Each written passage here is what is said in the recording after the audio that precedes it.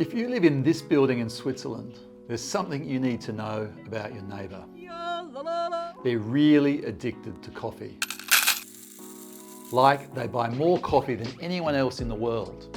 In the past year alone, the owner of this tiny letterbox in your entry hall has ordered enough coffee beans to serve up 24 billion espressos. And that's because your neighbour is Starbucks Coffee Trading Company, a tiny Swiss subsidiary of the global coffee giant.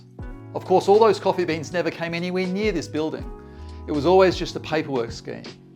But why would Starbucks order all of its international coffee beans via a Swiss address? Well, maybe the mountain air is good for the beans, or they like the scenery. Or maybe it's because Switzerland is a notorious tax haven. What happens is Starbucks buys beans from across the world, marks up their value by 18% here in Switzerland, then sells them on to its other subsidiaries. This scheme appears to have piled up $1.3 billion in profits here in low-tax Switzerland over the past decade, while likely reducing taxes in other countries where Starbucks operates. Like in the US, where thousands of workers have been on strike demanding fairer wages and a union.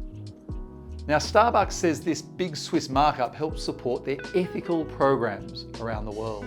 But when researchers at SICTA asked them for the details and how much, they directed them to their About page of the website. Not as transparent as we would have liked. Starbucks wants you to believe they're a nice neighbour and a good corporate citizen. We're not so sure.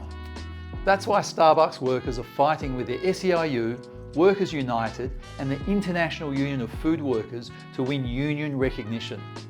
That's why NGOs are exposing rights abuses and child labour in Starbucks supply chains.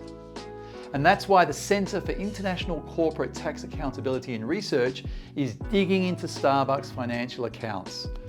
And it's why our global union federation, Public Services International, is fighting to change the international tax system so corporations can no longer funnel money away from public services and into tax havens.